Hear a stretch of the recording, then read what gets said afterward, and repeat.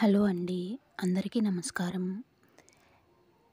రేపే మనకి ఈ పోలి స్వర్గానికి వెళ్తున్న రోజు. అసలు ఈ పోలి ఎవరు? ఏమిటి? అసలు ఆవిడ కథ ఏమిటి అని మనం తెలుసుకుందాం. కార్తీక మాసం ముగుస్తుంది అంటే మనకి ముందుగా గుర్తుకు వచ్చేది పోలి స్వర్గమే కదా!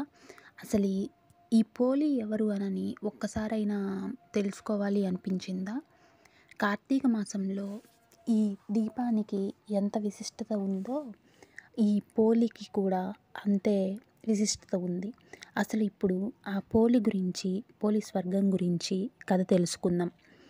ఆంధ్రప్రదేశ్‌లో కృష్ణా తీర ప్రాంతాన చాలా కాలం క్రితం బాదర అనే గ్రామం ఉండేది. దాదాపు ఆ గ్రామవాసులంతా సంపన్నేకులే.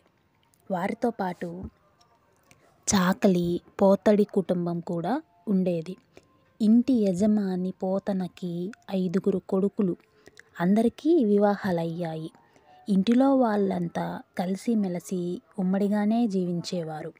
వారందరిలో చిన్న కోడలి పేరే పోలి.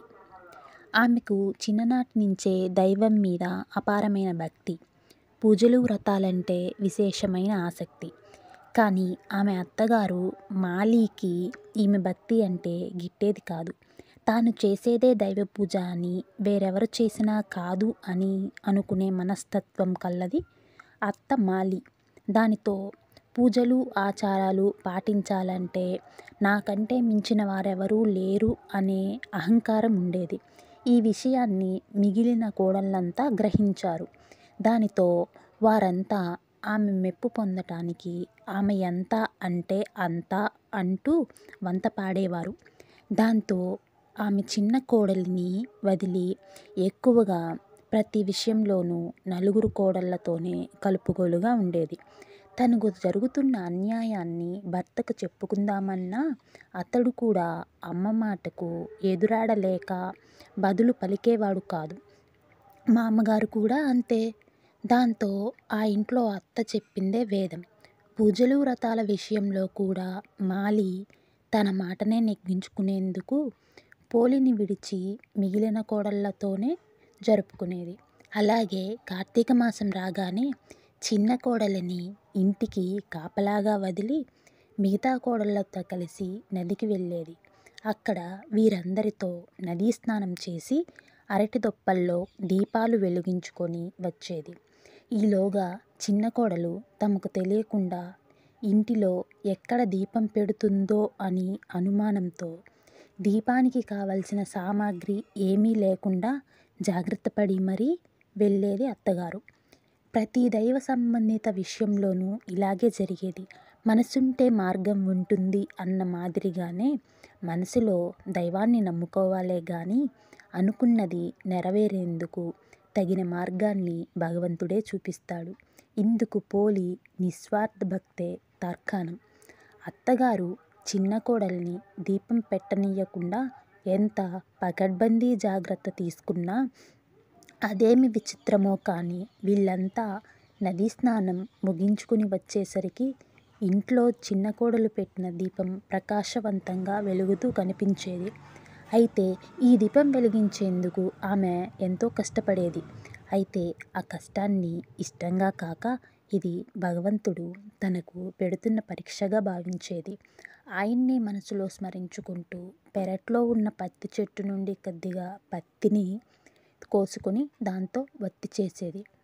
ఆ వత్తికి కవ్వానికి అక్కడక్కడ అంటుకున్న వెన్న రాసి దీపాన్ని వెలిగించేది. దీపం ఎవరికీ కనిపించకుండా ఉండటం కోసం దానిపై బుట్ట బోర్లించేది.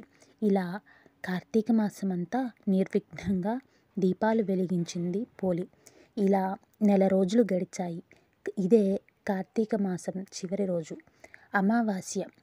ఈ ఒక్కరోజు పరమాత్మ కృపా కటాక్షలతో దీపం పెట్టగలిగితే అనుకున్న ఆశయం నెరవేరుతుంది. కాబట్టి చిన్న కోరికను నెరవేర్చు దామోదర అని మనస్సులో శ్రద్ధాభక్తులతో స్మరించుకుంది పోలి.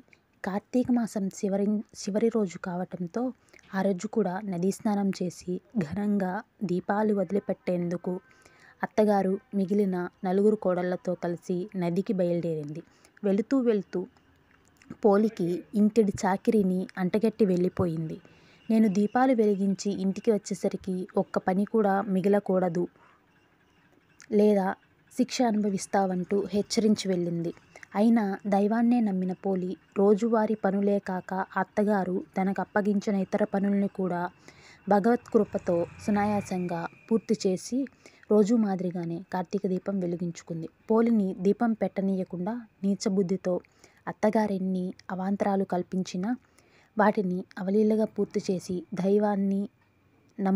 ధర్మాన్ని నమ్ముకున్న పోలిని చూసి క్షీరాబ్ది వాసునికి ముచ్చట వేసింది. దాంతో పోలిని బొందితో అంటే ప్రాణంతో ఉండగానే స్వర్గాన్ని రప్పించేందుకు పుష్పక విమానాన్ని పంపించాడు ఆ వైకుంఠవాసి పరంధాముడు. సరిగ్గా అదే సమయానికి అత్తగారు నలుగురు కోడళ్లను ఇంటికి చేరుకున్నారు. పైనుంచి తేజోమయ కాంతి పుంజం ఒకటి కిందికి వస్తుందా అన్నట్లు పోలి ఇంటి ముందుకు వచ్చి నిలిచింది. తన కోసమే విమానం వస్తోందని వారంతా అనుకుంటుంటే దేవతలంతా పోలిని అందులోకి సాదరంగా ఆహ్వానిస్తూ చెయ్యందించి మరీ లోపల కూర్చోబెట్టారు. అయితే అది తన కోసమే వచ్చిందనుకొని భ్రమిస్తూ మురిసిపోతున్న అత్తగారి ఆశలన్నీ అడియాశలయ్యాయి. ఎలాగైనా పోలితో పాటు తాము కూడా స్వర్గానికి వెళ్ళాలి అనుకుంటూ పోలి కాళ్ళు పట్టుకొని వేలాడే ప్రయత్నం చేసినా ఇసుమంతైనా ప్రయోజనం లేకపోయింది. విమానంలో పోలికి మాత్రమే స్వర్గాన్ని చేరుకునే అర్హత ఉందని, మీకు లేదంటూ దేవతలంతా వారిని కిందికి తోసివేస్తున్నారు. అంతేకాదు, చిన్న కోడల్ని దీపం పెట్టవనీయకుండా దుర్బుద్ధితో ఎన్ని ఆటంకాలు కల్పించినా అన్నింటికీ తన అచంచలమైన భక్తితో అధిగమించి కార్తీక మాసం నెల రోజులు ఒక్కరోజు కూడా మానకుండా దీపం పెట్టిన పోలి శ్రద్ధాభక్తికి పరంధాముడు ఎంతగానో పరవశించాడు. అందుకే ఆమెను తీసుకురమ్మంటూ పుష్పక విమానం పంపించాడని అందులోని దేవతలు చెబుతూ విమానాన్ని వేలాడుతున్న మాలి ఆమె కోడళ్ళ చేతులు నరికివేశారు. దీన్ని బట్టి మనం గ్రహించాల్సిందేమిటంటే అహంకారాన్ని వీడి నిష్కలమైన మనసుతో ఏది చేసినా దాన్ని పరమాత్మ స్వీకరిస్తాడని. అదే ఆయనకు ప్రియమని తెలుసుకోవాలి. పోలి ఆ విషయాన్ని తెలుసుకుంది. అప్పటి నుండి మహిళామణులంతా పోలిని తలుచుకుంటూ అమావాస్య తెల్లవారుజామున అరటి తొప్పల్లో వత్తులను వెలిగించి నీటిలో వదులుతారు. కార్తీక మాసంలో ఏ రోజు దీపాన్ని వెలిగించకపోయినా కనీసం ఈరోజు 30 ఒత్తులను వెలిగించి నీటిలో వదిలితే మాసమంతా దీపారాధన చేసిన పుణ్యం వస్తుందని కార్తీక పురాణం చెబుతుంది. ఈరోజు వీలైతే బ్రాహ్మణులకు ఉసిరి దీపాన్ని కానీ స్వయం పాకాన్ని కానీ దానం చేస్తే చాలా మంచిది. యదా రక్ష పదభ్రష్టం. సర్వే జనా సుఖినో భవంతు. స్వస్తి.